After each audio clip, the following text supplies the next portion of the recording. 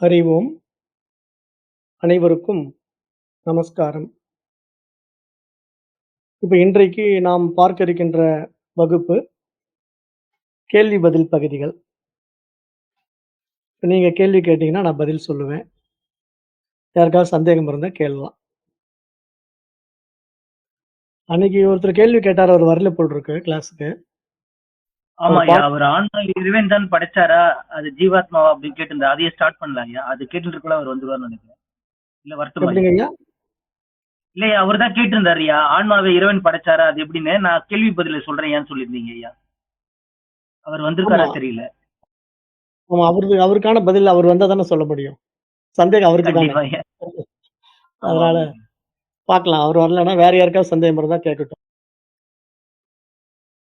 பூமா வித்யா ரொம்ப அருமையா இருக்குய்யா. அதோட இது நிகழ்காலத்து இருக்க மாதிரி சொல்லிக்கிறேன். மத்தபடி கேள்வி பதில் கேட்கட்டும். நன்றி ஐயா. உண்மைங்க ஐயா. மிக்க சிறப்பா இருக்கு. எல்லாமே ரிஷிகள் வந்து அப்படிதான் மக்களுக்கு கொண்டு வந்து விஷயங்கள குடுக்குறாங்க. ஒவ்வொரு வித்யாவுமே அருமையா தான் இருக்கும். பூம வித்யா மட்டும் இல்ல. நம்ம இதுவரைக்கும் பார்த்துட்டு இருக்கிற ஒவ்வொரு வித்யாவுமே ஒவ்வொரு விதமான கண்ணோட்டத்துல நம்மள அணுக வைக்கும். நாம அத எப்படி புரிஞ்சுக்கிறோம் அப்படிங்கிறது நம்முடைய மனதை பொறுத்து தான் இருக்கு. ரொம்ப சிலதெல்லாம் கதை மாரி வரும். சிலதெல்லாம் ஆழ்ந்த கருத்துக்களை கொண்டதா இருக்கும். அந்த அடிப்படையில இப்ப இந்த பூம வித்யா வந்து ரொம்ப ஆழ்ந்த கருத்துக்களை கொண்டது. புரிஞ்சுதுங்களா உங்களுக்கெல்லாம்? புரிஞ்சு இதுல சிறப்பு ரொம் என்னன்னா பிரசன்ட்ல உள்ள நிகழ்காலத்தோட ஒப்பிடுறீங்கயா. இந்த கால அட்டை இதெல்லாம் சொல்லும் போதெல்லாம் பிரசன்ட்ல ரொம்ப இன்ட்ரெஸ்டா கேட்டுட்டு இருக்க மாதிரியே இருந்தது. ரொம்ப சிறப்பு ஐயா. எல்லா மகான்களுமே அதத்தான் சொல்றாங்க. அதாவது நிகழ்காலத்துல பயணம் பண்ணணும். ஏன்னா இங்க இருப்புங்கிறது எப்பயுமே இருந்துகிட்டு இருக்கு இல்லையா? அது வந்து ஒண்ணு எதிர்காலமோ அல்லது கடந்த காலத்திலயோ இருக்காது. அது இப்பவே இருந்துகிட்டே இருக்கு. இந்த வினாடியில இருந்துகிட்டே இருக்கு. அந்த வினாடியில அது இருக்குதுங்கிறத நாம உணர்ந்தோம் அப்படின்னா, நம்ம வந்த வேலை முடிஞ்சுது. நாம அத தேடி ஏதோ எதிர்காலத்த திட்டமிட்டோம் அப்படின்னாலும், அல்லது கடந்த காலத்த பத்தி கற்பனை பண்ணி வாழ்ந்துட்டு இருக்கிறதுனாலயோ பயன் கிடையாது. அந்தந்த நிகழ்வுல அப்படியே நம்ம பயணம் பண்ணும்போது, நம்ம வந்த வேலைய முடிக்கலாம். அப்படிதான் எல்லா சாஸ்திரங்களும் சொல்லிக் குடுக்கும். மற்ற மதங்களும் அததான் போதிக்கும். எல்லாம் வேற வேற மாரி சொல்லிக் குடுப்பாங்க. அவ்வளோதான் விஷயம். புரிஞ்சுக்கிறது தான் அவங்கவங்க புத்திசாலித்தனத்த பொறுத்து இருக்கு. நல்லதுங்க ஐயா. வேற யாராவது கேள்விகள் கேட்கிறீங்களா? இந்த பாடங்கள்லாம் ஒண்ணும் யாருக்கும் சந்தேகம் வரலையா?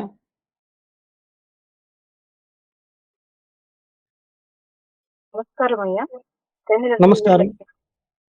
ஆ, ரத்தகுரு பரம்பரையின் நியம நியமங்கள் பத்தி கொஞ்சம் ஷார்ட்டா தெரிஞ்சுக்கணும்னு ஆசையா இருக்கு ஐயா. ஸ்ரீ தத்தகுரு பரம்பரையுடைய ஏமனியமங்கலமா? அது வந்து ஒரு புக் போட்டிருப்பேன். அதாவது ரூல்ஸ் அண்ட் ரெகுலேஷன் பத்தி ஒரு புக் போட்டிருப்போம். அதுல வந்து மெயினா நான்வெஜ் சாப்பிடக்கூடாது, உணவு கட்டுப்பாடுகள், அப்புறம் வந்து மற்றபடி அந்த தியான முறைகள்ல கரெக்ட்டா கலந்துக்கணும். அந்த உபாசனா மந்திரங்கள் குடுப்போம். அந்த உபாசனா மந்திரங்கள சரியா கடைபிடிக்கணும். அப்படின்னு நெறைய விதிமுறைகள் இருக்குமா. அத வந்து நம்ம சரியா பயன்படுத்தும்போது தான் நமக்கு வந்து இந்த பிறவி பயன அடைய முடியும். ஏன்னா, நமக்கு ஃபர்ஸ்ட்டு அந்த சாதன சதுஷ்டயம் வரணும் இல்லையா? அதாவது சமம், தமம், விழல், சகித்தல், சமாதானம் அப்படின்ட்டு தமிழ்ல கைவல்ய நவநீதம் பேசும். அந்த சாதன சதுஷ்டயம் அப்படிங்கிற 4 பண்பு நலன்கள். அதாவது விவேகம், வைராக்கியம், சமாதி சட்க சம்பத்தி, முமுட்சுத்துவம் அப்படிங்கிற பண்புகள் வந்து நம்மகிட்ட வர்றதுக்கு ஒரு அடிப்படை குழுவா இந்த ஸ்ரீ தத்தகுரு பரம்பரை இருக்கு. ஏன்னா, அதுல நீங்க பயணம் பண்ணும்போது தான் அந்த டிசிப்ளின் ஆக்டிவிட்டீஸ் கொண்டு வர முடியும். அந்த ஒழுக்கமெல்லாம் நம்மகிட்ட அதுல தான் நம்ம எடுத்துக்க முடியும். அப்ப நம்ம காலையில ஒரு 5:30 மணிக்கு தியானம் வைக்கிறோம் அப்படின்னா, அந்த ஷார்ப்பா 5:30 மணிக்கு வராங்க இல்லையா? அப்ப அதெல்லாம் அவங்க திருத்திக்கிட்டு சரி பண்ணிக்கிறதுக்கான ஒரு பங்க்சுவாலிட்டி. அப்புறம் இந்த தியானத்துல தன்னையே தான் உணர்கின்ற அந்த உயர் பரிமாண அனுபவம். இது எல்லாமே தத்தகுரு பரம்பரையில கிடைக்கும். அதுல வருகின்ற மாணவர்களுக்கு நம்ப வந்து அதுதான் ஃபுட் ரெஸ்ட்ரிக்ஷன் குடுத்துருக்கோம். உணவு வந்து எத வேணா சாப்பிடக்கூடாது.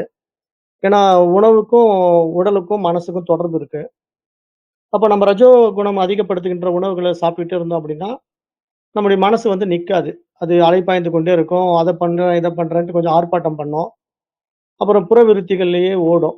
அத குறைக்கிறதுக்கு நம்ம என்ன பண்றோம், சத்துவ குணத்த மேலோங்குகின்ற வழிமுறைகளை எல்லாம் வந்து உணவுல ஒழுங்குபடுத்தி, தியானத்துல அத நெறிப்படுத்தி, ஒரு நல்ல சாதகனா மாறுவதற்கான ஒரு சந்தர்ப்பமா அந்த ஸ்ரீ தத்தகுரு பரம்பரைய நம்ம பார்க்கணும். அப்படித்தான் அத வச்சிருக்கோங்கம்மா. அதனால அங்க இருக்கிற கண்டிஷன் இவ்வளவுதான். ஒரு பெரிய கஷ்டமெல்லாம் ஒண்ணும் இல்ல. சொல்லுங்கம்மா. ரொம்ப நன்றிங்க ஐயா. பூம வித்யா மிக சிறப்பான பாடங்களா அமைஞ்சதுங்க. ரொம்ப நல்லா இருந்தது. அடுத்த பாடத்திற்காக ரொம்ப ஆவலா எதிர்பார்த்து காத்துட்டு இருக்கோங்க ஐயா. மிக்க நன்றி ஐயா. நல்லது, நல்லதுங்க.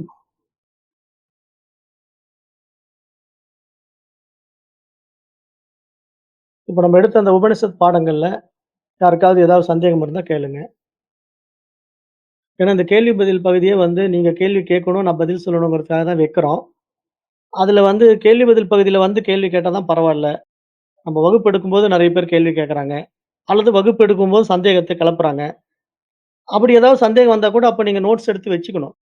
வச்சுக்கிட்டு நீங்க இத வந்து தனியா கேள்வி பதில் பகுதியில கேட்கும்போது அதுக்குண்டான விளக்கத்த நம்ம குடுத்துருவோம்.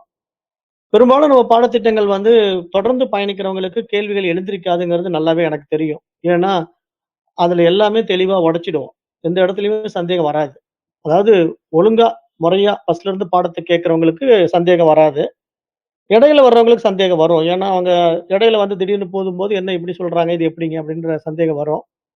அத நம்ம வந்து இன்னும் கொஞ்சம் முன்னாடி போய் அந்த பாடங்கள படிச்சு நம்ம தெரிஞ்சுக்கணும். இந்த பாடமே அப்படிதான். அதாவது தொடர்ந்து பயணம் பண்ணணும். அப்பதான் இதுல வந்து நம்ம வெற்றி அடைய முடியும். ஆரம்ப நிலை பாடங்கள் எல்லாம் நீங்க எடுத்துக்கணும். அதுல வந்து சமஸ்கிருத வழியில நீங்க படிக்கிறதா இருந்தா, தத்துவ போதம் எடுத்துக்கலாம். தத்துவ போதம் வந்து ரொம்ப அடிப்படை பாடங்கள நமக்கு குடுக்கும். தமிழ் மொழியில படிக்கிறதா இருந்தா, கைவல்ய நவநீதம் எடுத்துக்கலாம். கைவல்ய நவநீதம் படிச்சீங்கன்னா, ரொம்ப அடிப்படை விஷயங்கள் எல்லாம் உங்களுக்கு புரிய வைக்கும். அப்ப வேதாந்த சாஸ்திரத்தினுடைய ஒரு விரிந்த விரிவான பாடங்கள் எல்லாம் நீங்க பார்க்கும்போது, தமிழ் மொழியில கைவல்ய நவநீதம் எடுத்துட்டு படிச்சுட்டு வந்தீங்கன்னா, நல்ல ஒரு தெளிவுக்கு வந்துருவீங்க. அப்புறம் அந்த மாரி பாடங்கள படிக்கும்போது, உங்களுக்கு வரக்கூடிய சந்தேகங்கள நோட்ஸ் எடுத்து வச்சுக்கிட்டு, நீங்க கேள்வி பதில் பகுதியிலயும் கேட்கலாம். அல்லது நீங்க இதே பராபரம் குழுவிலயும் இந்த கேள்விகள நீங்க எழுப்புனீங்கன்னா, அதுக்கான பதில்கள நம்ம குடுப்போம். அப்படிதான் நம்ம வந்து எதிர்பார்க்கிறோம். இங்க வர்றவங்க கிட்ட வந்து, நீங்க படிக்கிறீங்களா? படிக்கலையான்னு நமக்கு தெரியாதுல்ல. நீங்க படிச்சா தானே சந்தேகம் வரும். எல்லாருக்குமே படிக்காம எப்படி சந்தேகம் வரும்? நெறைய பேர் சந்தேகமே வர்றதில்லன்னு சொல்றாங்க. அப்ப ஏன்னா, படிக்கவே இல்லையான்னு நெனைக்கிறேன் நானு. 2 விஷயம் தான் நம்ம ஏற்கனவே பேசிட்டு இருக்கிற மாரி. ஒண்ணு நல்லா தெளிவாயிட்டேன் அப்படின்னா சந்தேகம் வராது. இல்லன்னா படிக்கவே இல்ல அப்படின்னா சந்தேகம் வராது. இப்ப எந்த கேட்டகரில நீங்க இருக்கீங்கன்னு எனக்கு தெரியல. ஸோ, அதனால நீங்க வெளிப்படுத்தினா நான் பதில் சொல்ல முடியும். ஏன்னா, நம்ம இதுக்காக தான் கேள்வி பதில் பகுதி வைக்கிறோம். ஆகவே யாருக்காவது சந்தேகம் இருந்தா கேளுங்க. ஐயா, வணக்கம் ஐயா. வணக்கம் அம்மா. நான் கவிதா பேசுறேன் ஐயா, மலேசியாவிலிருந்து. முதல்ல உங்களுக்கு ரொம்ப நன்றி சொல்லணும்யா. நான் இவ்வளோ பக்குவப்படுத்ததுக்கு காரணமே இந்த குரூப்ல இருக்கிறதுனால தான். உங்களோட வீடியோலாம் நெறைய கேட்டுருக்கேன் ஐயா. ரொம்ப நன்றி. ஐயா, சந்தோஷங்க அம்மா. எனக்குள்ள ஒரு எப்ப பார்த்தாலும் ஒரு ஒரு 12 வருஷம்ன்றது ஒண்ணு ஆணித்தரமா உள்ளுக்கு இருக்குயா. அதாவது இதெல்லாம் நம்ம கடந்து போறதுக்கு 12 வருஷம் ஆகுமா? அப்படின்னு. அப்படின்னு அது உங்களுக்கு சொல்லியிருக்கிறத புரிஞ்சிருக்கீங்களா? எப்படிம்மா? ஆமாய்யா. அது என்னன்னு தெரியல. உள்ளுக்கு இப்ப நான் என்ன தெளிவு இருந்தாலும், நான் இதெல்லாம் கடந்து போக 12 வருஷம் தேவைப்படும்ன்றது ஏன்னு தெரியல. உள்ளுக்குள்ள அது ஆழமா பதிஞ்சிருக்கு. அத எப்படி வெளிய எடுக்கிறதுன்னு தெரியல. அந்த மாரி ம். ஏதாவது இருக்காயா? அது நம்ம பாடத்திட்டங்கள்லயே இருக்குமா. அதாவது எப்பயுமே வேதாந்த பாடங்களும், வேத சாஸ்திரங்களும் படிக்க வரணும்னா, முதல்ல குருகுல கேள்வி 12 வருஷம் இருக்கு. அது 1வது, 2வது, 3வது படிச்சு எப்படி நம்ம இப்போ ஜெனரல் எஜுகேஷன்லயே 12ஆம் வகுப்பு முடிச்ச பிறகு தானே நம்ம டிகிரிக்கு போறோம். அது மாரி இங்கேயும் வேத பாடசாலைகள்ல 12 வருஷம் நீங்க படிச்சீங்கன்னா, ஒரு நல்ல தெளிவுக்கு வர்றதா சாஸ்திரங்கள வகுத்துக் கொடுத்த குருமார்கள் வந்து அப்படி ஒரு வழிமுறை வச்சிருக்காங்க. நீங்க ஏதாவது அத மாரி விஷயங்கள படிச்சிருப்பீங்க. அதாவது பாடங்கள் மூலமா அல்லது ஏதாவது புத்தகங்கள் மூலமா படிச்சு, ஓ! இந்த குருகுலம் வாழ்க்கைன்னா 12 வருஷம் படிக்கணும். அல்லது நம்ம ஜெனரல் எஜுகேஷன்னா 12 வருஷம் படிக்கணும் அப்படிங்கிற ஒரு மைண்ட் செட் வந்து உங்களுக்குள்ள ஸ்டோரேஜ் ஆயிடுச்சு.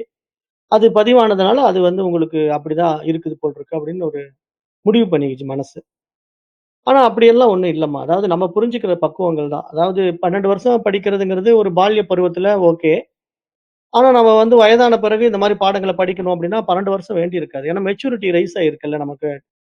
பொதுவா சின்ன குழந்தைங்க படிச்சு மேல வர்றதுக்கும், நாம கொஞ்சம் மெச்சூர்டா இருக்கிறவங்க படிச்சு மேல வர்றதுக்கும் கொஞ்சம் வித்தியாசம் இருக்கு. புரிதல்ல வித்தியாசம் இருக்கு.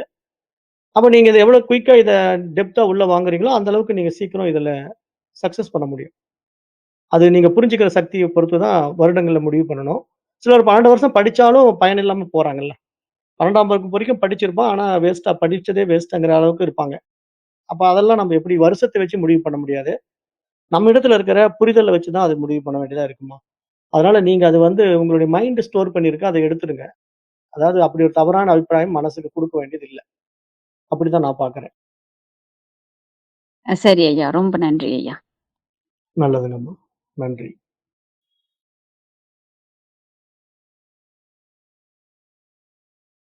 கேள்வி கேட்கறதுக்கு வந்து யாருமே தயங்க வேண்டாம்.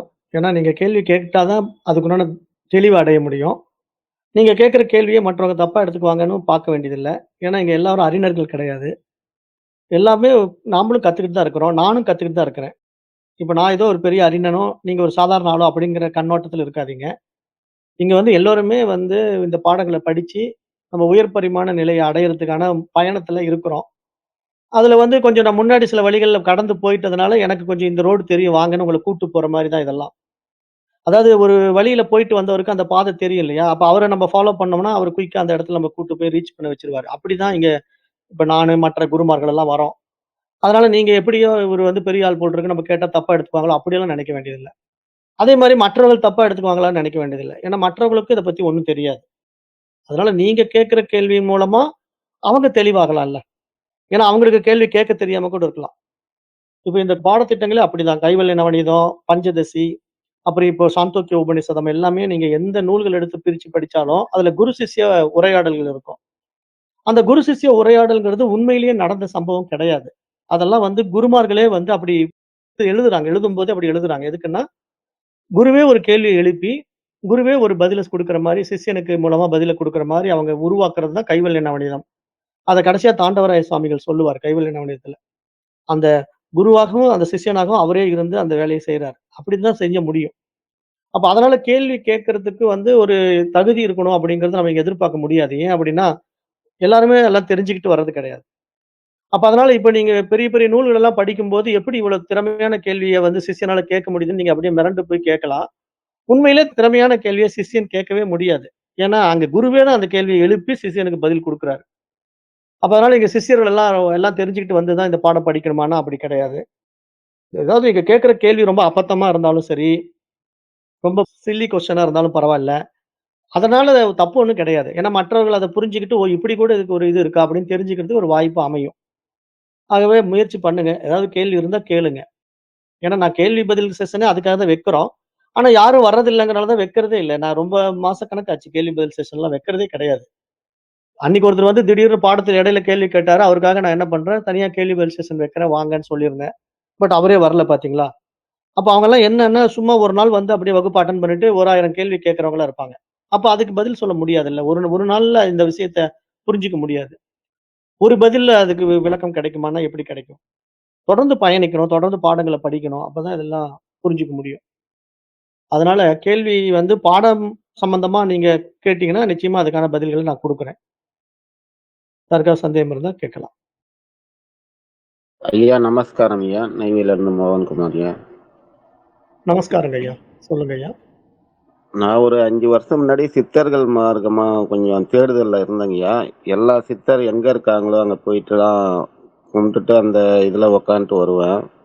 அப்படி நீங்க சொன்ன மாரி கைவில்ல நவநீதம் எழுதின தாண்டவராய சாமிகள் அங்கேயும் போயிருக்கேன். ஏன்னா கொஞ்சம் பராமரிப்பு இல்லாம எல்லா இடமுமே இருக்கிற மாரியே தெரியுது எனக்கு. இந்த அளவுக்கு உயரிய பரிமாணத்துல நமக்கெல்லாம் இந்த மாரி ஆத்ம ஞானத்தை எல்லாருக்கும் கொடுத்தவங்க, ஏன் இந்த மாரி பராமரிப்பு இல்லாம இருக்கிறது பத்தி எனக்கு ரொம்ப புதிராவே இருக்கு. 2வது வந்து இந்த பாதையில போனதால தான் உங்களுடைய இது கிடைச்சிருக்கு எனக்கு. அதனால ரொம்ப பெருமைப்பட்டுக்கிறேன். ஏன்னா உங்கள மாரி வகுப்பு இதுவரையிலும் நான் எந்த குருமார்கிட்டயும் பார்த்ததே கிடையாது. ஒரு பாடம் எடுத்தீங்கன்னா, அதுல புரியலன்னா அது என்ன சொல்றதுன்னு தெரியல. அந்த அளவுக்கு 100% தெளிவா புரிய வைக்கிறீங்க. அப்படி இருக்கக்குள்ள எப்படி சந்தேகம் வருதுன்னு எனக்கும் வரமாட்டேங்குது. அதனால தான் பேசாம சில பேர் இருக்கலான்னு நான் நெனைக்கிறேன். இந்த சித்தர்கள் மறைஞ்ச இடத்தெல்லாம் போய் வணங்குறது வந்து ஒரு இது வைப்ரேஷன் கிடைக்குங்களா சாமி? அது ஒரு கொஞ்சம் இதாவே இருந்தது எனக்கு. அதுக்கு ஏற்கனவே ஒரு விளக்கம் சொல்லியிருக்கீங்க. உடல விட்டு உயிர் போனவுடனே வெறும் சடலம் தான் அப்படின்ட்டு. இருந்தாலும் அத பராமரிச்சுட்டு அங்க இது பண்ணிட்டு வராங்க. அத பத்தி கொஞ்சம் விளக்கம் சொன்னீங்கன்னா நல்லா இருக்கும். நல்ல கேள்வி தானுங்க ஐயா. அதாவது பொதுவா சித்தர்கள், மகான்கள் எல்லாம் வந்து உடம்ப விட்ட பிறகு அவங்க ஆகாயமா மாறிடுறாங்க. அதாவது உண்மையான நிலை என்னன்னா, வெட்ட வெளியா மாறிடுவாங்க. அந்த வெட்ட வெளியா தான் இறைவன் இருக்கிறான். இப்ப அந்த இறைவனுடைய நிலை என்ன அப்படிங்கிறத நம்ம சாந்தோக்கிய உபநிஷத்துல அடுத்தது பார்க்க போறோம். அதுக்கு பேர் வந்து தகர வித்யா. தகரம் என்றால் வெளி என்று அர்த்தம். அப்ப இந்த தகர வித்யாவுல இறைவன் வந்து எப்படி இருக்கிறான் அப்படின்னா, வெட்ட வெளியாக இருக்கிறான். அப்ப அந்த வெட்ட வெளிங்கிறத சித்தர் பெருமக்கள் பாடும்போது என்ன சொல்றாங்க அப்படின்னா, "வெட்ட வெளி தன்னை மெய்யென்று இருப்போர்க்கு பட்டயம் ஏதுக்கடி குதம்பாய் பட்டயம் ஏதுக்கடி" அப்படின்னு குதம்பை சித்தர் பாடல் கூட ஒண்ணு இருக்கு. அப்ப இந்த வெட்ட வெளி தான் வந்து உண்மையான மெய். மெய்யின்னா இங்க உண்மை, இருப்பு அப்படின்னு அர்த்தத்துல அங்க புரிஞ்சுக்கணும். அப்ப அந்த நிலையில அது மட்டும் இருக்கும்போது, அதற்கு வேறாக எதுக்கு பவுண்டரி? வெட்ட வெளி தன்னை மெய்யென்று இருப்போர்க்கு பட்டயம். பட்டயம்னா பட்டா. இப்போ என்னுடைய வீடு, என்னுடைய ப்ராப்பர்ட்டி அப்படின்னு ஒரு பட்டா வாங்கி வச்சுக்கிறோம். அந்த பட்டாங்கிறது இந்த இந்த ஸ்கொயர் ஃபீட்டுக்குள்ள என்னுடைய பவுண்டரிய நான் கிரியேட் பண்ணி வச்சிருக்கேன். இது எனக்கு சொந்தமான இடம்னு சொல்ற மாரி, இங்க பட்டயத்த நம்ம உருவாக்க வேண்டிய அவசியம் எதற்காக? அவசியமே இல்ல. அப்ப அந்த பட்டயம் எப்படி நமக்கு உண்டாகுது அப்படின்னா, இந்த உடல் மன அபிமானத்துல உண்டாகுது. ஏன்னா நம்ம வந்து இந்த உடல், இந்த மனசு அப்படின்னு நம்ம புரிஞ்சுகிட்டு இதுல போய் சிக்கிக்கிறதுனால, அந்த அபிமானம் தான் நம்மள வந்து பலவித நோய்களுக்கும், பல்வேறு புற விஷயங்கள்ல நாட்டத்த கொண்டு போறதுக்கும் காரணமா அமைஞ்சிடுது. அப்போ நம்ம இறைவனுடைய தன்மைய அந்த வெளியா பார்த்துட்டோம் அப்படின்னா, இங்க நானும் அந்த வெளிக்கு வேறாக இல்லை அப்படிங்கிற அந்த தூய உணர்வு நிலை நமக்குள்ள அனுபவமானா, அது ஒரு பேரறிவு நிலை, பேருணர்வு நிலை அப்படின்னு நமக்கு புரியும். அப்ப அங்க வந்து அதற்கு வேறாக இங்க எதுவுமே இருக்க முடியாது. ஏன்னா எல்லாமே வெளியில தான் இருக்கு அப்படிங்கிறது நமக்கு நல்லாவே புரியும். இது சாஸ்திர ரீதியா புரிஞ்சுக்கணுங்கிறது இல்ல, சயின்ஸ் படியும் புரிஞ்சுக்கலாம். ஏன்னா சயின்ஸும் என்ன சொல்லுது? இந்த கேலக்ஸிங்கிற பல விஷயங்களே வந்து ஸ்பேஸ்ல தான் மிதக்கிட்டு இருக்கு. ஒரு கேலக்ஸி இல்ல, 1000 கேலக்ஸி இருக்கு. ஒரு கேலக்ஸிக்குள்ள ஒரு சூரியனை வச்சு மையமாக பல கோள்கள் சுத்துது. அது மாரி ஏகப்பட்ட கேலக்ஸிஸ் இருக்குன்னு சொல்லும்போது, அப்ப இதெல்லாம் எங்க இருக்கு? எல்லாமே அந்த வெட்ட வெளியில மிதந்துகிட்டு இருக்கு. அப்ப இங்க வெட்ட வெளி தான் இருக்குது உண்மையிலேயே. அதிலிருந்து வெளிப்பட்ட விசய சுகங்களாக இந்த உலகம்ங்கிற, இந்த பிரபஞ்சம்ங்கிற விஷயத்த நம்ம பார்க்கிறோம். அப்ப இத வந்து அவங்க உண்மையிலேயே இருக்குன்னு சொல்லிட்டு சயின்டிஸ்ட் ஆராய்ச்சி பண்ணாலும், சாஸ்திரம் இது என்ன சொல்லுது? இப்படி ஒரு விஷயங்கள் வந்து படைக்கப்படவே இல்லை அப்படின்னு தான் சொல்லுது. ஏன் படைக்கப்படவே இல்லை அப்படின்னா, இறைவனுக்கு வேறாக இங்க ஒன்று படைக்க வேண்டிய அவசியம் அவனுக்கு கிடையவே கிடையாது. ஆனா, அவன் வந்து தான் தன்மயமாய், தனித்துவமாய், தன்னுடைய நிர்விகல்ப நிலையிலேயே, நிர்குண ஸ்வரூபமாகவே இருந்து கொண்டிருக்கிறவனுக்கு, தன்னை எப்படி இருப்பேன்னு ஏதாவது பார்க்கணும்னு நெனைச்சா, உடனே அவன் தன்னுடைய மனதில கற்பனை பண்ணுகின்ற விஷயம் தான் ஒரு கனவு நிலையாக மாறி, அவனுடைய கற்பனை கனவா மாறி இந்த உலகமாக விரியிறத, எவ்வளவு பிரம்மாண்டமா நம்ம பார்க்கிறோம். ஏன்னா, உண்மையா பார்த்தீங்கன்னா, இப்ப நம்ம கனவுல விளங்கக்கூடிய சில விஷயங்கள், நம்முடைய அறிவுல விளங்கக்கூடிய சில விஷயங்களே நம்ம எவ்வளவு பெரிய கண்டுபிடிப்புகளுக்கெல்லாம் வழிவகுக்குது. அப்போ வந்து நம்ம சும்மா ஒரு அமைதியா உட்கார்ந்து சிந்தனை பண்ணும்போது ஒரு திடீர்னு நமக்கு ஒரு ஐடியா கிடைக்கும். அந்த ஐடியா பார்த்தீங்கன்னா, ரொம்ப அற்புதமான ஐடியாவா மாறி, நெறைய பேருக்கு பயன்படக்கூடிய விஷயங்களா, கண்டுபிடிப்புகள் எல்லாம் நமக்கு வந்திருக்குல்ல. அப்ப இது வந்து எப்படி நடந்தது அப்படின்னா, நம்முடைய சிற்றறிவுல நம்ம ஒரு சின்ன சிந்தனைய வெளிப்படுத்த போய், அது ஒரு பெரிய பிரம்மாண்டமான விஷயமா இந்த சமுதாயத்துக்கு பயன்படக்கூடிய அறிவியல் வளர்ச்சிகள நம்ம பார்க்கிறோம். அது மாரி இறைவனுடைய அந்த வைபவத்த, அந்த மகிமைய வார்த்தைகளால் சொல்ல முடியாது அப்படின்னு தான் சனகாதி முனிவர் சொன்னார். சொல்லிட்டு அது வெளிப்படுகின்ற விதம் வந்து இப்படி பல்வேறு பரிமாணங்கள்ல பலவிதமா பரிணமித்து உலகமா விரிஞ்சு நிக்குது. இதுல இவ்வளவு அறிவாற்றல் பல அற்புதங்களை புரிஞ்சுகிட்டு இருக்குங்கிறத நம்ம பார்க்கிறோம். அப்ப அந்த அடிப்படையில இப்ப நீங்க சொல்ற சித்தர் பெருமக்கள் எல்லாம் அத உணர்ந்து, அந்த தூய வெளி வெட்ட வெளியாக மாறிட்டதுனால, அவங்க அந்த உடலுக்குள்ள மட்டும் இல்ல. அவங்க உணர்வு நிலைக்கு போயாச்சு. ஆனா நாம அந்த உடம்ப கொண்டு போய் ஒரு இடத்துல சமாதி வச்சுட்டு, அங்க தான் இருக்காரு அப்படின்னு நெனைக்கிறது, ஒரு அஞ்ஞான நிலைன்னு தான் சாஸ்திரம் சொல்லும். ஏன்னா அந்த இடத்துல வந்து சித்தர புதைச்சதுனால ஒரு மரியாதை நிமித்தம் நம்ம அங்க வழிபாடு வைக்கிறோம். ஏன்னா நம்முடைய குருமார்கள் அங்க இருக்காங்க. நம்ம குரு இத்தன நாள் உடல்ல வந்து வழிகாட்டியிருக்காரு. அப்ப அவருடைய உடல பிதிர்த்த இடம் அப்படிங்கிறதுக்காக வேணா, அந்த இடத்த நம்ம மதிக்கலாம். போய் ஒரு வழிபாடு செய்யலாம். ஆனா அங்க போறதுனால தான் நமக்கு வைப்ரேட் ஆகுது அப்படிங்கிறதெல்லாம் ஒண்ணும் கிடையாது. நெறைய பேர் அப்படி சொல்லி உங்களுக்கு குழப்பத்த உண்டு பண்ணியிருக்காங்க. அத நம்பிக்கிட்டு நெறைய பேர் போறாங்க. ஆனா அந்த வைப்ரேஷன் எல்லாருக்கும் வராது. ஒவ்வொருத்தரும் அதுல போய் கொஞ்சம் ஆழ்ந்து போகும்போது அவங்களுடைய உடம்புல ஒரு புல்லரிக்கிற மாரி ஒரு சில தன்மைகள் வரலாம். அது அவங்க அதுல எந்த அளவுக்கு ஈடுபடுறாங்கங்கிறத பொறுத்து தான். இப்போ நெறைய பேர் பார்த்தீங்கன்னா, ஒரு மாரி வாத்தியத்த கேட்டா சாமி வந்து ஆடுவாங்க. அப்புறம் ஒரு சிலர் பார்த்தீங்கன்னா, ஒரு சில அட்மாஸ்பியருக்கு போனா பேய் வந்து ஆடுவாங்க. அப்ப இதெல்லாம் என்ன காரணம் அப்டின்னா, அவங்க மனநிலைய அப்படி மாற்றத்துக்கு உட்படுகின்ற நிலைப்பாடு அது. அது மாரி ஒரு சிலருக்கு அந்த கோயிலுக்கு போகும்போதோ, அல்லது அந்த சித்தர் சமாதிக்கு போகும்போதோ, உடம்பெல்லாம் அப்படியே புல்லரிக்கிற மாரி ஆகுது. எனக்கு கொஞ்சம் அப்படியே வைப்ரேட் ஆகுது அப்டின்லாம் சொல்லுவாங்க. அப்படியெல்லாம் அந்த சமாதிக்கு போய் தான் அடையணுங்கிறது கிடையாது. அந்த சித்தர் பெருமக்கள் எங்கும் இருக்கிறார்கள். நீங்க இருக்கிற இடத்துலயும் இருக்காங்க. ஏன்னா வெட்ட வெளிங்கும்போது, அந்த வெளி வந்து இங்க மட்டும் தான் இருக்குன்னு சொல்ல முடியுமா? எங்கும் எதிலும் இருக்கு. எல்லை இல்லாமல் இருக்கு. அப்ப அப்படி இருக்கும்போது, நீங்க எந்த ஊர்ல இருந்தாலும் அந்த வெளிய பார்க்கலாம். நான் எந்த ஊர்ல இருந்தாலும் அந்த வெளிய பார்க்கலாம். அப்ப அந்த வெளிக்குள்ள தான் அகத்தியரும் இருக்காரு, திருமூலரும் இருக்காரு, தாண்டவராய சுவாமிகள் இருக்காரு அப்படிங்கும்போது, அப்ப அங்க எல்லாரும் பிரிக்க முடியாத ஒரு ஏகத்துவ நிலையில இருக்காங்க. அங்க வந்து தாண்டவராய சுவாமிகள்னு பிரிக்க முடியாது, அகத்தியர்ன்னு பிரிக்க முடியாது, திருமூலர்ன்னு பிரிக்க முடியாது. ஏன்னா வெளிங்கிற நிலை வந்து எப்படின்னா ஒரு கடல் மாரி நெனச்சுக்கணும்.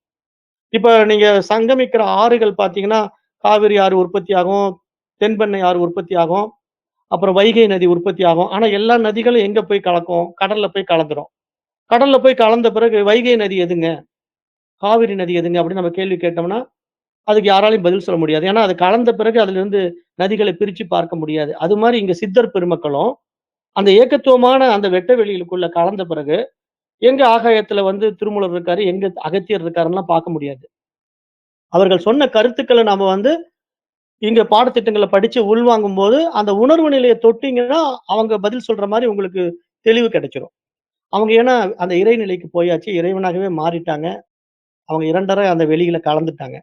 அப்ப அவங்கள வந்து நீங்க தனிப்பட்ட ஒரு இடத்துல தான் இருக்காங்க அப்படின்னு நம்புறது, ஒரு அஞ்ஞானம், ஒரு அறியாமை அப்படின்னு தான் சாஸ்திரம் சொல்லுது. அததான் நாமளும் உங்களுக்கு சொல்றோம். ஏன்னா நீங்க ஒரு பர்ட்டிகுலரா ஒரு கோயில்ல போய் அங்க தான் சித்தர் இருக்காருன்னு நெனைக்காதீங்கன்ட்டு. ஆனா அப்ப எதற்காக கோயில்? எதற்காக ஆலய வழிபாடு அப்படின்னு கேட்டீங்கன்னா, மன ஒருமைப்பாட்டுக்கு தான். ஏன்னா இங்க உங்களுக்கு அலைபாய்ந்து கொண்டிருக்கிற மனசுக்கு வந்து ஒரு கோயிலுக்குன்னு போகும்போது, அங்க ஒரு ஒருநிலைப்பாட்டு தன்மைக்கு வருது. ஏன்னா அங்க அதுக்கான சில விஷயங்கள செய்து வச்சிருக்காங்க, நம்முடைய ரிஷிகள். அதாவது கோயில வந்து பிரதிஷ்டை பண்ணும்போது சில சக்கரங்கள் அங்க பதிக்கிறாங்க. அப்ப அந்த சக்கரத்தினுடைய சக்திய வந்து அந்த இடத்துல வெளிப்படுத்திக் கொண்டிருக்கும்போது, மனசு அங்க வந்து ஒரு ஒருநிலைப்பாட்டுக்கு வரும். ஏன்னா, அங்க மந்திரங்கள ஜபிச்சு, அந்த சிவலிங்கத்துக்கு அடியில சில சக்கரங்கள பிரதிஷ்டை பண்ணுவாங்க. எப்பயுமே ஒரு சிலை வைக்கிறதுன்னா, ஒரு கோயில் சிற்பத்த வைக்கிறதுன்னா, வெறும் சிற்பத்த வைக்க மாட்டாங்க. அதுக்கு கீழ வந்து நெறைய மந்திர தகடுகள வைப்பாங்க. அப்புறம் மந்திரங்கள அந்த இடத்துல உச்சரிச்சு அத வந்து உருயேத்துவாங்க. அப்புறம் அந்த பிரதிஷ்டை பண்ண பிறகு, அப்புறம் மேல கோபுர கலசங்கள் எல்லாம் வைப்பாங்க. அப்ப அந்த மாரி ஒரு இடம் வந்து எப்படி இருக்கும்னா, நல்ல ஒரு பாசிட்டிவ் வைப்ரேஷன இழுத்துக் குடுக்கக்கூடிய ஒரு ஆண்டனா இருக்கக்கூடிய இடம் மாரி நம்ம கோயில்கள பார்க்கலாம். சித்தர்களுடைய சமாதிகள பார்க்கலாம். அப்படிதான் நம்ம அதையெல்லாம் பார்க்கணும். அதாவது நமக்கு அந்த சிக்னல் ஸ்ட்ரெங்த் இருக்கிற இடம்.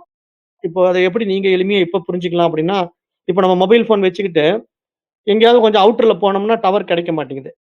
அப்ப என்னங்க டவர் கிடைக்க மாட்டேங்குது, சிக்னல் இல்ல, சிக்னல் இல்லன்ட்டு அப்படியே தேடிக்கிட்டே போறோம். ஒரு குறிப்பிட்ட இடத்துக்கு போன உடனே நல்லா டவர் கிடைச்சிருது. அப்ப என்ன காரணம்னா, அங்க உண்மையிலேயே செல்போன் டவர் வச்சிருக்கிறதுனால, அங்க சிக்னல் நல்லா கிடைச்சதுனால, நம்மளால மொபைல் கம்யூனிகேஷன் ஈஸியா பண்ண முடியிற மாரி, இங்க நீங்க அலைபாய்ந்து கொண்டிருக்கிற மனசுக்கு வந்து ஒருநிலைப்பாடு செய்யக்கூடிய ஒரு இடம் எதுன்னா கோயில். அங்க இருக்கிற ஆண்டனா ஃப்ரீக்வென்சி வந்து 0 ஹெர்ட்ஸ்க்கு கொண்டு போற ஒரு அலைவரிசை அங்க இருக்கு. அங்க வந்து மேக்ஸிமம் ஒரு 5 ஹெர்ட்ஸ்க்குள்ள தான் அங்க வந்து வைப்ரேட் ஆயிட்டே இருக்கும். ஏன்னா, அங்க வந்து இந்த ஒலி அலைகளானது அந்த இடத்துல இருக்கக்கூடிய ஃப்ரீக்வென்சி வந்து அந்த 5 ஹெர்ட்ஸுக்கு மேல போகாத மாரி அங்க இருக்கிற மாரி டிசைன் பண்ணப்பட்டிருக்கு. அந்த கர்ப்ப கிரகமோ, அந்த மேல இருக்கிற கோயிலுடைய கலசங்களும், அந்த இடத்துல அந்த ஃப்ரீக்வென்சிய அப்படி டியூன் பண்ணி வச்சிருக்கிறாங்க. அப்ப அந்த இடத்துல நீங்க போகும்போது ஆட்டோமேட்டிக்கா உங்களுக்கு நல்ல மன ஒருமைப்பாடு கிடைக்கிறதுல எந்த மாற்று கருத்தும் இல்ல. அதனால ஆலய வழிபாடு நமக்கு ஒரு மன ஒருமைப்பாட்டுக்கு பயன்படுதுங்கிறத நம்ம பார்க்கணும்.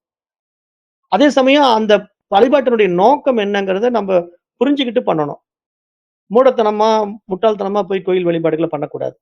ஏன்னா கோயில் வழிபாடுங்கிறது மன ஒருமைப்பாட்டுக்கு தான் புரிஞ்சுகிட்டு அங்க போய் நம்ம கொஞ்ச நேரம் அமைதியா தியானத்துல உட்காரணும். அந்த சிவன் முன்னாடி சிவலிங்கத்துக்கு முன்னாடி அமைதியா நீங்க எந்த அளவுக்கு உட்கார்ந்திருக்கீங்களோ, அந்த அளவுக்கு மனசு அங்க ஒருமித்த தன்மை உண்டாகும். ஆனா இன்றைக்கு கோயில்கள் அப்படி இல்லையே. இன்னைக்கெல்லாம் கமர்ஷியல் ஆயிட்டதுனால, அந்த கோயில்ல போனா பொன்னும், பொருளும் கிடைக்கும். போய் சிவபெருமான வணங்கிட்டு வந்தா பணம் வரும் அப்படின்னு எவனோ ஒருத்தன் சொல்லிட்டான்ட்டு அலமோதுது கூட்டம். அப்ப நீங்க அந்த மாதிரி அலமோதுற கூட்டத்துல போய் நீங்களும் ஒருத்தரா நின்னு அந்த இடத்துல என்னத்த மன அமைதி அடைவீங்க? ஒரு மன அமைதியும் அடைய முடியாது. அப்ப அதுக்கு தான் நாங்க என்ன சொல்றோம், இப்ப கோயிலுக்கே போகக்கூடாதுன்னு நான் சொல்லல. கோயில் போகணும்னா, அது ஒரு அமைதியான இடம், தனிமையான இடத்துல நீங்க போய் கோயில் வழிபாடு பண்ணலாம். தப்பு கிடையாது. ஆனா, இந்த மாரி ஒரு ஆர்ப்பாட்டமான கோயில், டூரிஸ்ட் ஸ்பாட்ல இருக்கிற கோயிலுக்கெல்லாம் போனீங்கன்னா, நிச்சயமா நீங்க மன ஒருமைப்பாட்டுக்கு வர முடியாது. இன்னும் உங்களுக்கு மனம் வந்து குழப்ப நிலைக்கு அதிகமாகும். ஏன்னா, அங்க வந்து அதுதான ஆசைகள தூண்டக்கூடிய இடம் அங்க. ஒவ்வொருத்தருடைய மனதனுடைய ஆசைகள வந்து கொட்டுறாங்க இல்லையா கொண்டு வந்து. எனக்கு இத பண்ணி குடு, அத பண்ணி குடு. இப்ப திருப்பதி எல்லாம் போனீங்கன்னா, திருப்பதில என்ன கூட்டம். அப்படியே கியூ பயங்கரமா நின்னு அலமோதுது. அத்தன பேரும் ஒவ்வொருத்தருக்கும் ஒவ்வொரு கோரிக்கை. ஒவ்வொருத்தருக்கும் ஒவ்வொரு தேவை. அப்புறம் ஒவ்வொருத்தரும் தன்னுடைய தேவைய நிவர்த்தி பண்றதுக்கு அங்க வந்து உண்டியல்ல பணத்த கொட்டிட்டு இருக்கிறான். அப்ப இந்த மாரி நீங்க பார்க்கும்போது, உங்களுக்கு அங்க போன உடனே மனசு என்ன ஆகும்னா, இன்னும் புறவிருத்திக்குள்ள அதிகமா போயி, இன்னும் விவகாரத்துக்குள்ள தான் போவீங்களே தவிர, நீங்க அந்த பூரணத்துவத்துக்குள்ள இறைவன அடையறதுக்கான வாய்ப்புகள் வந்து இப்ப இருக்கிற கோயில்கள்ல உண்மையிலேயே கிடையாது. அதுக்காக நம்ம சொல்றது என்னன்னா, அப்படி அலைஞ்சு கிழஞ்சு எல்லாம் நீங்க கொஞ்சம் இந்த பாதையில வர்றவங்க அலைய வேண்டாம்.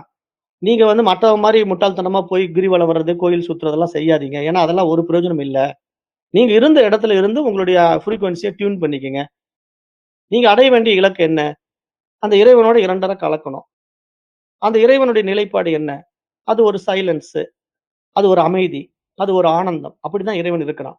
அப்ப அந்த இடத்துக்கு போறதுக்கு உண்டான அலைவரிசைய நீங்க டியூன் பண்றதுக்கு நீங்க எங்க இருந்தாலும் டியூன் பண்ணலாம். ஏன்னா, அது வெளி தானே அது. இறைவன் அங்க தானே இருக்கிறான். அந்த வெளியா இருக்கிறதுனால நீங்க எங்க வேணா இறைவன உணரலாம்ல்ல. அந்த இடத்துக்கு போய் தான் உணரணுமா? நீங்க சமையல் அறையில இருந்தாலும் வெட்ட வெளி இருக்குது. நீங்க பாத்ரூம்ல இருந்தாலும் வெட்ட வெளி இருக்கு. அப்ப பாத்ரூம்ல இல்லன்னு சொல்ல முடியுமா? அங்க இறைவன் இல்லையா? அங்கேயும் இருக்கிறான். அப்ப எங்கும் இருக்கிறான். நாம எந்த இடத்துல எப்படி மனநிலையில உட்கார்ந்திருக்கிறோமோ, அப்படி பொறுத்து நமக்கு அனுபவம் ஆகும். அப்படிதான் இங்க சாஸ்திரங்கள் சொல்ல வருது. ஆகவே ஐயா நீங்க கேட்ட கேள்விக்கு பதில் என்ன அப்படின்னா, சித்தர் சமாதிகள்ல வந்து தனிப்பட்ட முறையில எந்த வைப்ரேஷனும் அங்கிருந்து வர்றது கிடையாது. அவரவர்களுடைய மனநிலைக்கு வைப்ரேஷன் வருது. மற்றபடி கோயில் வழிபாடுங்கிறது ஒரு மன அமைதிக்கானது. ஆனால் இன்றைய கோயில் வழிபாடுகள் அப்படி கிடையாது. அப்புறம் தாண்டவராய சுவாமிகள் கோயில் வந்து பராமரிக்காமல் இருப்பதற்கு காரணம் என்ன அப்படின்னா, பொருளாதார வசதி இன்மை. அதாவது இன்றைக்கு வந்து கோயில்கள் வந்து கவர்மெண்ட் எடுத்துக்கிட்டாங்கன்னா, அவங்க வந்து நெறைய கட்டணங்கள் போடுவாங்க. வழிபாட்டு முறைகள வந்து மாற்றி வச்சுருவாங்க. நெறைய மூட நம்பிக்கைகள புகுத்துவாங்க. ஏன்னா, அப்பதான் மக்கள் வருவாங்க. பணத்த கொண்டு வந்து கொட்டுவானுங்க. அப்ப வந்து ஒரு 50 பேர் வர்ற இடத்துல 500 பேர் வரவழைச்சோம்னா, அங்க உடனே ஸ்பெஷல் தர்ஷன் போட்டுறலாம். அப்ப உடனே டிக்கெட் மூலமா கலெக்ஷன் ஆகும். அப்ப அங்க நெறைய ஃபண்ட் வர வர உங்களுக்கு கோயில வந்து பராமரிக்க முடியும். கோயில் எடுத்து கட்டலாம். கவர்மெண்ட்டுக்கு ஒரு ஃபண்ட் வந்துரும். ஆனா தாண்டவராய சுவாமி கோயில் எல்லாம் வந்து அப்படி வருமானம் வரக்கூடிய இடம் கிடையாது. ஏன்னா அந்த இடத்துக்கு யார் வருவா? உங்கள மாரி என்ன மாரி யாராவது கைவல்ய இத படிச்சுட்டு, ஆஹா! ஒரு அருமையான நூல வந்து சொல்லியிருக்கார் குரு.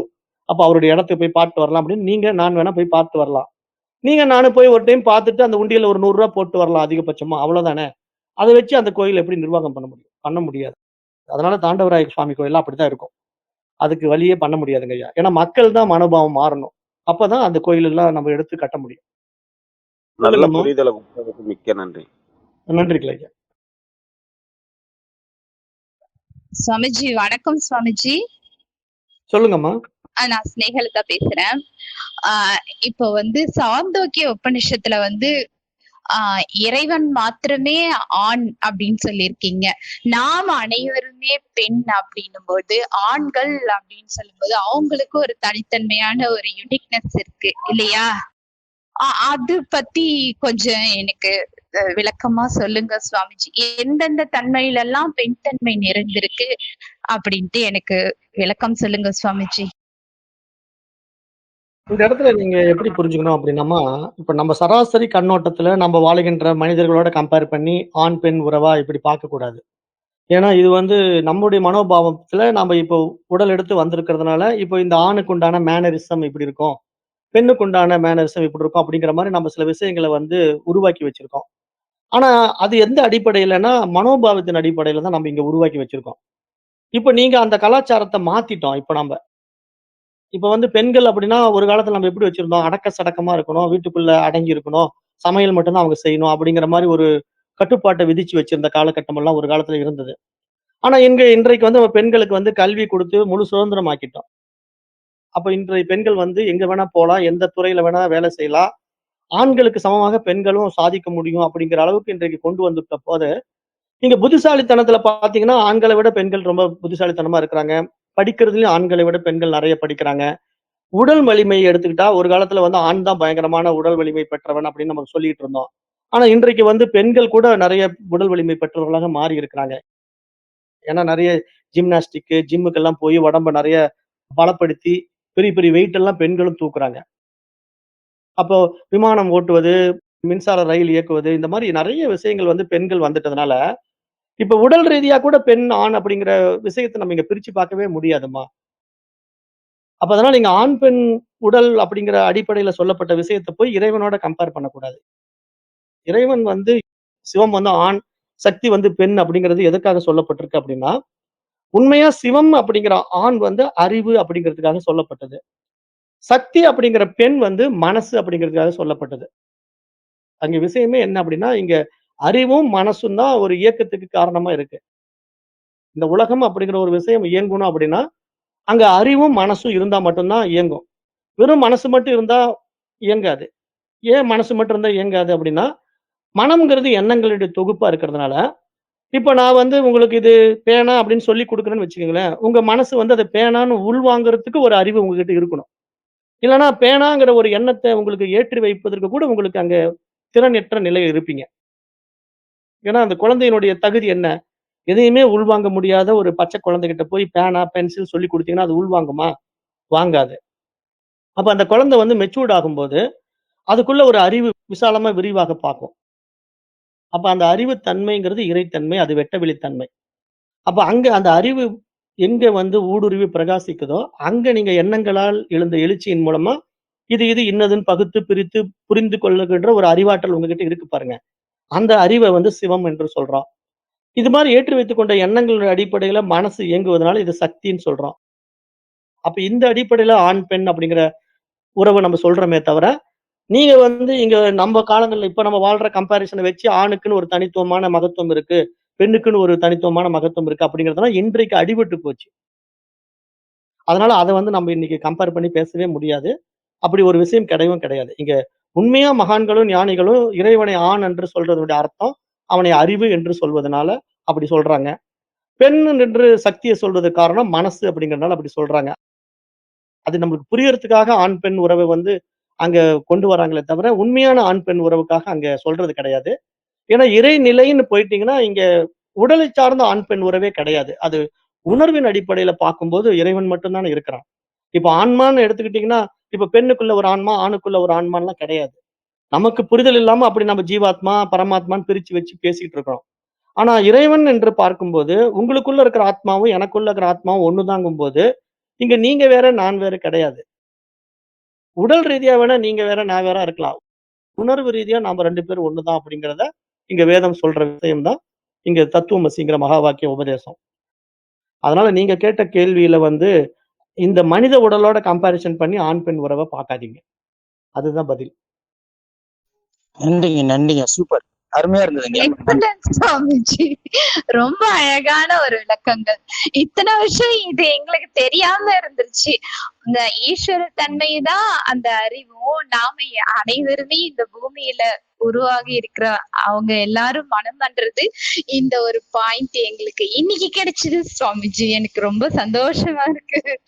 ரொம்ப thank you Swamiji. Excellent excellent Swamiji. உங்களை பாராட்டுறதுக்கு வார்த்தைகளே கிடையாது. நான் ரொம்ப மலைச்சு போய் எப்பவுமே நான் எல்லாத்தையும் நீங்க சொல்லி தரும் பொழுதெல்லாம் கூட நான் ரொம்ப மலைச்சு போய் தான் பார்த்திருக்கேன். ஒவ்வொரு இதுலயும் பூம வித்யா ஆகட்டும், சாந்தோக்கிய உபனிஷத்துமாகட்டும் எல்லாமே. Thank you Swamiji. I am very happy Swamiji. Thank you. Hari ஓம்மா. எதுவுமே என்னுடைய விஷயம் கிடையாதும்மா. ஒரே நிமிஷங்க ஐயா. இது எதுவுமே என்னுடைய விஷயம் கிடையாதும்மா. என் மூலமா இறைவன் பிரகாசிக்கிறான். அவ்வளவுதான். நான் அதான் சொல்லிக்கிட்டே இருக்கிறேன். அதாவது உங்க ஒவ்வொருத்தருக்குள்ளயும் அந்த அறிவு பிரகாசிக்குது. ஆனா அந்த அறிவு பிரகாசிக்கிற தன்மைக்கு நம்ம நம்மள டியூன் பண்ணிக்கணும். அவ்வளவுதானே. அதுதான் நம்ம எளிமையா இப்ப சொல்ற அந்த ஆண்டனா கம்யூனிகேஷன் சிஸ்டம் தான். அதாவது ஒலி அலைகள் இல்லாத இடத்துல நீங்க இருந்துகிட்டு ரிசீவ் பண்ண முயற்சி பண்ணீங்கன்னா, ரிசீவ் ஆகாது. எங்க டவர் இருக்கோ அந்த இடத்துக்கு போனீங்கன்னா, சிக்னல் ரிசீவ் ஆகும். அது மாதிரி இங்க நாம் வந்து நம்முடைய இறைத்தன்மைக்குள்ள பயணம் பண்ணுவதற்கான பக்குவத்த நம்ம உருவாக்கிக்கிட்டோம் அப்படின்னா, நமக்குள்ள இருந்து அந்த அறிவு வெளிப்படுகின்ற பிரகாசம் தான் இங்க இறைவனுடைய வைபவம், அவனுடைய மகிமை என்று பார்க்கிறோம். அதனால இப்ப என்னுடைய பதில் வந்து இப்போ ஏதோ இந்த மனித உடல்ல இருந்து நான் குடுக்குறேன் அப்படின்னு நீங்க நினைக்கக் கூடாது. அந்த பேரறிவு வந்து இதன் மூலமா பிரகாசிக்கிறதுனால உங்கள கேள்வி கேட்க வச்சு என் மூலமா பதில் சொல்ல வைக்குது. ஆனா உண்மை என்ன தெரியுமா? நீங்க கேள்வி கேட்கிறது அதுதான். பதில் சொல்றது அதுதான். ஏன்னா, கேள்விய கேட்க வச்சு, பதில குடுக்க வச்சு, இன்னும் சில மனங்களுக்கு சில புரிதல்கள கொடுக்குது அப்படின்னு தான் நம்ம இந்த இடத்துல பார்க்கிறோம். அதனால இந்த பெருமை எதுவும் என்னுடையது கிடையாதும்மா. அத ஃபர்ஸ்ட் நீங்க புரிஞ்சுக்கணும். சந்தோஷங்கம்மா. தேங்க்யூ சுவாமிஜி. தேங்க்யூ சுவாமிஜி. சொல்லுங்க ஐயா. இன்னொருத்தர் யாரோ கேள்வி கேட்டீங்க. சாமிஜி ஒரு முக்கியமான குருநாதருக்கு கேள்வி. பணிவான வணக்கங்கள் ஐயா. ஒரே நிமிஷம் குருநாதருக்கு பணிவான லக்ஷ்மணன் ஐயா வணக்கங்கள் இருங்க. ஐயா. வணக்கங்க ஐயா. லக்ஷ்மணன் ஐயா இருங்க. ஒரு நிமிஷம். மோகன் குமார் ஐயா என்னமோ சொல்ல வர்றாரு. சரிங்க சரிங்க சரிங்க ஐயா ஐயா. இந்த குலதெய்வ வழிபாடுல இன்னும் 99% குடும்பத்துல டவுட் இருந்துட்டே இருக்கு. முதல்ல குலதெய்வத்தை வழிபடணும்னு சொல்லி இது பாரம்பரியமா வச்சிட்டு இருக்காங்க. நம்ம தமிழ்நாட்டுல முதற்கொண்டு. எதுக்கெடுத்தாலும் குலதெய்வம் கோயில்ல போயிட்டு இது பண்ணாதான் வருஷம் வருஷம் இதாகும். அந்த மாதிரி ஒரு நம்பிக்கை வச்சிருக்காங்க. அத பத்தி உங்களுடைய கருத்தை சொன்னீங்கன்னா கொஞ்சம் யூஸ்ஃபுல்லா இருக்கும்.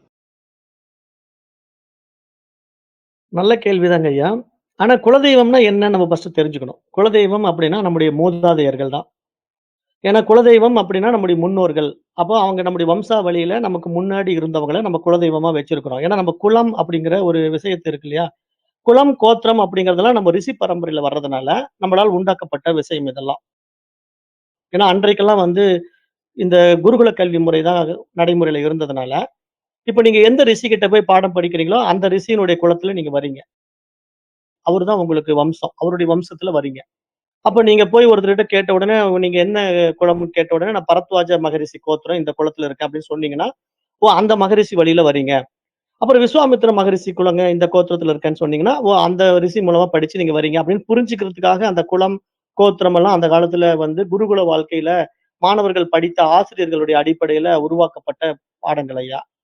அதுல வந்து பாத்தீங்கன்னா, இப்போ குல தெய்வம் அப்படின்னு பாத்தீங்கன்னா, இப்போ நான் வந்து படிக்க போறேன். ஆதியில வந்து நான் ஒரு குரு கிட்ட படிச்சிருப்பேன். அது விஸ்வாமித்திர மகரிஷி கிட்ட படிச்சிருக்கேன்னு வச்சுக்கங்களேன். அவரு என்னுடைய குல குரு. ஏன்னா என்னுடைய குலத்த, என்னுடைய சந்ததிய, என்னுடைய மகன்கள, என்னுடைய வாரிசுகள, என்னுடைய பேரன், பேத்திகள, இனிமேல் வருகின்ற ஜெனரேஷனுக்காக அவர் என்னுடைய குல குருவா இருந்து எனக்கு வழிகாட்டுறார் இல்லையா? அப்ப அவரு தான் என்னுடைய குல தெய்வம். அப்ப அந்த மாதிரி குல தெய்வம் அப்படிங்கிறது வேற யாரும் கிடையாது. நம்முடைய ரிஷிமார்கள் தான், நம்முடைய குருமார்கள் தான். அவங்க வந்து பாரம்பரியமா வந்துகிட்டு இருக்கிறாங்க. அப்படி வந்துகிட்டு இருக்கிறவங்கள வந்து அவங்க எங்க இருக்கிறாங்க, எப்படி இருக்காங்கங்கிறதெல்லாம் அவங்களுக்கு சமாதியும் கிடையாது. அவங்களுக்கு வந்து வழிபடுகின்ற ஸ்தலங்களும் கிடையாது. ஆனா இடையில என்ன ஆயிடுச்சுன்னா, இந்த மாரி வைதீக நெறிக்குள்ள வரும்போது, இது மாரி கேள்வி கேட்கிறவங்களுக்கு வந்து புரியாம அலையறாங்களே அப்படிங்கிறதுக்காக இந்த ஜோதிடர்களும் என்ன பண்ணுவாங்கன்னா, ஒவ்வொரு கோயில காட்டிக் குடுப்பாங்க. குலதெய்வம்னா நீங்க பாருங்க, இந்த கோயிலுக்கு போனீங்கன்னா, உங்க குலதெய்வம் இப்படி வருது. அந்த கோயிலுக்கு போனீங்கன்னா, அது உங்க குலதெய்வம் அப்படி வருதுன்னு அவங்க சொல்றத வச்சு தான் ஜனங்க வந்து வழிபாடுகள வச்சுக்கிட்டு கோயில் கோயிலா அலையறாங்க. அந்த குலதெய்வ வழிபாடுகளும் பார்த்தீங்கன்னா, மனிதர்களுடைய மனோபாவத்துக்கு தகுந்த மாரி கோயில்கள காட்டுவாங்க. எப்படி காட்டுவாங்க அப்படின்னா, இப்ப நீங்க ஒரு பிராமண குலத்துல பிறந்திருக்கீங்க, இல்ல ஒரு சத்திரிய குலத்துல பிறந்திருக்கீங்கன்னா, அதுக்கு தகுந்த மாரி கோயில காட்டுவாங்க. அதுவே ஒவ்வொருத்தரும் பாருங்க, இந்த கீழ் நிலையில தண்ணி போடுறவங்க, இந்த கெட்ட வேலைகள்லாம் பண்றவங்கலாம் வந்தாங்கன்னா, அவங்களுக்கு அதுக்கு தகுந்த மாரி குலதெய்வ கோயில காட்டிடுவாங்க. அப்ப உடனே பார்த்தீங்கன்னா, அவங்க என்ன பண்ணுவாங்க, இந்த முனியப்பன், கருப்பராயங்கிற கோயில வந்து குலதெய்வமா வச்சுக்கிட்டு, அங்க போய் கடா வெட்டுறது, தண்ணி அடிக்கிறது, அங்க வந்து சுருட்டு குடிக்கிறது இதெல்லாம் வச்சுக்குவாங்க. ஏன்னா, அவங்களுக்கு அந்த மாரி தான் பிடிக்கும். அந்த மாரி தான் குலதெய்வம் விரும்புங்கிற மாரி அவங்க மைண்ட் செட் வச்சிருப்பாங்க. ஆனா, அப்படியெல்லாம் குலதெய்வ வழிபாடு உண்மையிலே கிடையாது. ஏன்னா, குலதெய்வம்ங்கிறது நம்முடைய குருமார்கள் தான். நம்முடைய ஆதி ரிஷிகள் தான். நம்முடைய குலத்தை வழிநடத்துகின்றவர்கள் தான் குலதெய்வம். அத வந்து நீங்க கோயில் கோயிலா போய் வழிபாடு பண்ணணுங்கிற அவசியம் கிடையாது. நான் அதான் சொல்றேன். குலதெய்வம் அப்படிங்கிறது நம்முடைய முன்னோர்கள நம்ம மானசீகமா மனசுக்குள்ள வழிபாடு பண்ணாலே போதும். நீங்க எங்கிருந்து வேணா அவங்கள வழிபாடு பண்ணலாம். அவங்களுடைய ஆசீர்வாதம் எப்பவும் கிடைக்கும். ஏன்னா, அவங்க ரிஷிகளா இருக்கிறதுனால, அவங்க உங்கள நான் சொன்ன மாரி வெளியில கலந்து இருக்கிறதுனால, அவங்க எங்கும் எதிலும் வியாபிச்சு இருக்கிறதுனால, நீங்க மானசீகமா அவங்கள நெனைச்சாலே போதும். அவங்க ஆசீர்வாதம் உங்களுக்கு கிடைச்சிடும். ஆனா, குலதெய்வ வழிபாடுங்கிற பேர்ல போய் எங்கேயோ ஒரு கருப்பராயன புடிச்சுக்கிட்டு, அங்க போய் கோயில்ல பலி கொடுக்கிறது, ஆடு வெட்டுறது, கோழி அறுக்கிறது, அப்புறம் வந்து மது பாட்டில வச்சு சாமி கும்பிடுறது, அப்புறம் அந்த மது அருந்திட்டு அந்த மதுவுல மயக்கத்துல கறி சாப்பிடுறது, இது மாரிலாம் நெறைய பேர் இருக்காங்க. இதெல்லாம் வந்து ஒரு அஞ்ஞானம், ஒரு அறியாமை நிலை அப்படின்னு நம்ம பார்க்கிறோம். இது வந்து இடையில வந்து கோயில் பூசாரிகளால் உண்டாக்கப்பட்டது இதெல்லாம். அதாவது இதெல்லாம் எப்படி வந்துச்சு இந்த பழக்கமெல்லாம் அப்படின்னா, கோயில் பூசாரிகள் வந்து அவங்க வருமானத்துக்காக இப்படிலாம் பண்ணிக்கிட்டாங்க. ஏன்னா எல்லாமே வந்து கமர்ஷியல் பண்றது தான் இந்த மாரி திட்டங்கள் எல்லாம் கொண்டு வரப்பட்டது. நாம விழிப்புணர்வு இல்லாம இந்த மாரி பயணம் பண்ணா, யார் யார் எத சொன்னாலும் கேட்டுக்கிட்டு ஓடிக்கிட்டு இருக்க வேண்டியது தான். கொஞ்சம் நம்ம விழிச்சுக்கிட்டோம்னா, இந்த மாரி பாடத்திட்டத்துக்குள்ள வந்து விழிச்சுக்கிட்டோம் அப்படின்னா, இங்க இறைவன் யார், குரு யாருன்னு நமக்கு தெரிஞ்சு போயிடும். அப்ப இங்க இறைவனும், குருவும் வேறு வேறு கிடையாதுல்ல. ஏன்னா குருர் பிரம்மா, குருர் விஷ்ணு, குருர் தேவோ மகேஸ்வரகான்னு சாஸ்திரம் சொல்லிக் குடுக்கும்போது, அப்ப எனக்கு குருவே இறைவனாகத்தான் இருக்கிறான். இறைவனே குருவாகத்தான் இருக்கிறான். அப்ப அவரே என்னுடைய குலதெய்வம் அப்படின்ட்டு, நீங்க மானசீகமா அவர வழிபாடு பண்ணா போதும்.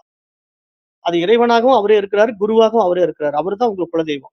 அப்ப நீங்க அவங்கள உங்க பரம்பரையில இவர் தான் குரு அப்படின்னு உங்களுக்கு காட்டிக் குடுக்குறாங்கன்னா, அந்த குரு உங்களுக்கு ஒரு வழிகாட்டிகளா இருந்திருக்காங்க. ஆனா அவங்க இங்க தான் இருக்கிறாங்கன்ட்டு அந்த இடத்தெல்லாம் நீங்க தேடி போ முடியாது. அவங்க எங்க இருக்கிறாங்க? ஒரு குறிப்பிட்ட இடத்துல இல்ல. அவங்க வெட்ட வெளியா இருக்கிறாங்க. அதனால நீங்க மானசீகமா மனதுல பிரார்த்தனை பண்ணா போதும். சும்மா கோயில்ல போயிட்டு வந்தா தான் உங்களுக்கு நல்லது நடக்கும் அப்படிங்கிறதெல்லாம் மைண்ட் செட் தான். அது வந்து வருமானத்துக்காக செய்யப்பட்ட வழிகள். அதுல நாங்கலாம் வந்து ஒத்துக்கிறது கிடையாது. நெறைய பேரு அந்த அந்த நம்பிக்கையில கோயில்ல போய் கூடுறாங்க. அண்ணன் தம்பிங்கலாம் ஒண்ணு சேர்ந்து சாப்பிடுறாங்க. அதெல்லாம் ஒரு சந்தோஷமான விழாக்களா இருந்தாலும், இன்றைக்கு என்ன ஆயிடுச்சு பூராலாம் அசைவம் தான். பூரா இந்த இன்னைக்கு ஒரு கல்யாணம், கருமாதினாலும் இன்னைக்கு அசைவத்துல தான் முடியுது. இந்த அசைவத்த வந்து நம்ம எந்த அளவுக்கு போறோமோ, அந்த அளவுக்கு நம்ம வந்து ஆன்மீகத்துல வெற்றி அடைய முடியாது. ஏன்னா, ஆன்மீகம் அப்படிங்கிற ஒரு விஷயம் வந்து ஆன்மாவை அறிவதுங்கிறதுனால, நீங்க ஆன்மாவினுடைய உண்மைத்தன்மை என்னங்கிறா எல்லா இடத்துலயும் உயிரா இருக்கு, உணர்வா இருக்கு. அப்ப ஆன்மாங்கிறது வெட்ட வெளியா இருக்கு. அது எங்கும் எதிலும் வியாபித்து இருக்கு. அப்படிப்பட்ட ஒரு உணர்வ போய் நீங்க ஊடுருவி பார்க்கிறத விட்டுட்டு, நீங்க ஒரு உடல்ல அபிமானம் பண்ணி அதுல போய் படி கொடுத்தா தான் அது சாப்பாடு இறைவன் வந்து நமக்கு அருள் புரியிறான் அப்படின்னா, அப்படிப்பட்ட இறைவன் இறைவனாக இருக்க முடியாது. ஏன்னா இறைவன் வந்து ஒரு உயிர எனக்கு பலி குடு, அப்பதான் நான் உனக்கு அருள் புரிவேன். நீ ஆட வெட்டு, கோழிய வெட்டு அப்படின்னு சொல்றது கிடையாது. இதெல்லாம் அந்த காலத்துல வந்து மூடத்தனமா நெறைய பேர் பண்ணிட்டு இருந்தாங்கங்கிறத தடுப்பதற்காகத்தான் நெறைய மகான்கள் வந்தாங்க. காஞ்சிபுரத்துல வந்து காஞ்சி காமாட்சி அம்மன் கோயில் வந்து ஆரம்பத்துல இந்த மாரி மூட நம்பிக்கைகள மாட்டிக்கிட்டு நெறைய கொடூரமான வழிபாடுகள்ல இருந்த கோயில் அது. அங்க வந்து பலி கொடுக்கிறது நெறைய நடந்துகிட்டு இருந்தது காமாட்சி அம்மன் கோயில்ல. அப்ப அங்க ஆதிசங்கரர் வராரு. ஆதிசங்கரர் வந்து பார்த்து, "இப்படியெல்லாம் பண்ணக்கூடாது. இதெல்லாம் தவறான வழிபாட்டு முறை" அப்படின்னு சொல்லி, இப்ப இந்த மாரி வேத விஷயங்கள அவங்களுக்கு கொஞ்சம் புரிய வச்சு, அங்க இருக்கிற பெரிய மனுஷங்களுக்கு சொல்லி, அந்த வழிபாட்ட நிறுத்தி, அந்த காமாட்சி அம்மன் கோயில் விக்கிரகத்த வந்து சத்துவ குணத்துல மாத்தி, சாத்வீகமான வழிபாடு முறையில வந்து அந்த உபாசன முறைகள் எல்லாம் சொல்லிக் குடுத்து, அங்க தேவி உபாசனைகளையும் அங்க பிரதிஷ்டை பண்ணி, அங்க ஸ்ரீ சக்கரத்த பிரதிஷ்டை பண்ணி, காஞ்சிபுரத்த வந்து இன்னைக்கு சத்துவ தேவதையா மாத்திட்டாங்க. ஆனா, அந்த காஞ்சிபுர தேவதை வந்து சத்துவ குணத்துக்கு வருவதற்கு முன்னாடி, மிக பயங்கரமான தமோ குணம், ரஜோ குணம் கொண்ட காளி மாரி எல்லாரும் பலி கொடுத்துட்டு இருந்தாங்க. அப்ப இதெல்லாம் வந்து அறியாமை நிலை. அதாவது புரிதல் இல்லாம இப்படி எல்லாம் மனிதர்கள் இருந்தாங்க. அதுக்குன்னு ஒரு சில காபாலிகர்கள்ன்னு சொல்லுவோம். அந்த காலத்துல வந்து காபாலிகர்கள் அப்படின்னா, இந்த மாரி பலி கொடுத்து வாழ்கின்றவர்கள், மிருகங்கள சாப்பிடுற மாரி மனுஷக்கறியும் சாப்பிடுவாங்க. அப்ப இப்படிப்பட்டவர்கள் எல்லாம் ஒரு காலத்துல இருந்ததுனால, அப்படியே அவங்களோட ஃபாலோவர்ஸ் இருக்காங்கல்ல, அவங்களால பரப்பப்பட்ட விஷயங்கள் தான் இதெல்லாம். ஏன்னா, இன்னைக்கும் அதெல்லாம் இருக்கு. காபாலிகர்கள்லாம் இன்னைக்கு இருக்காங்க. நீங்க வந்து ஒரு முனியப்பன் கோயில் எல்லாம் போயிட்டீங்கன்னா, கோழி அப்படியே வெட்டி ரத்தத்த அப்படியே குடிப்பான். பச்சை ரத்தத்த அப்படியே குடிப்பான். ஆட்ட வெட்டி அப்படியே ஆட்டினுடைய பச்சை ரத்தத்த அப்படியே குடிப்பான். இப்ப நீங்களும் நானும் அந்த பச்சை ரத்தத்த குடிச்சோம்னா, கொஞ்ச நேரத்துல செத்து போயிடுவோம். ஏன்னா, நமக்கு அது டைஜெஷன் ஆகாது. இமிடியேட்டா நமக்கு பிளாக் ஆயிடும். பிளட் வந்து பிளாக் ஆயிடும். ஹார்ட் அட்டாக் வந்துரும். ஆனா, அவனுங்களுக்கு வந்து அதெல்லாம் பழக்கம். ஏன்னா, அவங்க அப்படியே குடிச்சு பழகி இருக்கிறதுனால, அவங்கலாம் பூசாரிகள்ங்கிற பேர்ல இந்த மாரி பலி கொடுத்து சாப்பிடுற உணவுக்காக இப்படியெல்லாம் கடவுள் வழிபாட கொண்டு வந்திருக்காங்க.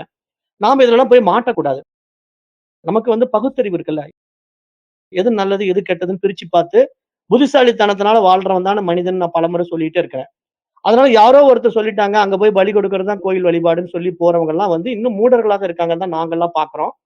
நீங்க வந்து அவங்கள ஒரு நாள்ல, ஒரு வாரத்துல மாத்த முடியுமான்னா எப்படி மாத்த முடியும்?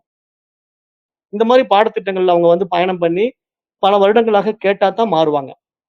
நீங்க மாறிட்டீங்கங்கிறதுனால, உங்க குடும்பத்துல இருக்கிறவங்கள மாத்த முயற்சி பண்ணீங்கன்னா, உங்களுக்கும் அவங்களுக்கும் மன ரீதியான பிரச்சனை வந்துரும். அதாவது, "நீ வந்து எங்களுக்கு செட் ஆக மாட்ட. நீ இந்த கோயிலுக்கு விரோதமா இருக்கிறன்ட்டு" உங்கள ஒதுக்கிடுவாங்க. அப்ப இந்த மாரி தான் ஆன்மீகத்துல நெறைய பேர் குடும்பத்த விட்டு இப்போ வெளிய போனவங்கலாம் இருக்காங்க. அதனால நாம இங்க என்ன சொல்ல வர்றோம்னா, ஆன்மீகம் அப்படிங்கிறது ஆன்மாவை உணர்வதுன்னு நீங்க புரிஞ்சுகிட்ட பிறகு, உங்களோட வச்சுக்கங்க அத. மற்றவங்களுக்கு திணிக்காதீங்க. மற்றவர்களுக்கு வந்து அவங்களுக்கு அந்த குடுப்பினை இருந்தா வரட்டும். இல்லன்னா அவங்க அவங்க அவங்க வாழ்க்கைய வாழ்ந்துட்டு போய் சேரட்டும். நீங்க ஒண்ணும் அவங்கள மாத்த முடியாது. ஏன்னா, அது அவரவர் வினைவழி, அவரவர் அனுபவம் அப்படிங்கிறத புரிஞ்சுகிட்டு நீங்க வாழணும். குலதெய்வ வழிபாடுங்கிறது, குரு வழிபாடுங்கிறத புரிஞ்சுக்கங்க. நம்முடைய மூதாதையர்கள், முன்னோர்கள் அப்படின்னு புரிஞ்சுக்கங்க. இவ்வளவுதாங்க ஐயா விவசாயம். ரொம்ப ரொம்ப நன்றிங்கய்யா. 100% புரிந்ததுய்யா. மிக்க நன்றிங்க. நன்றிகள் ஐயா.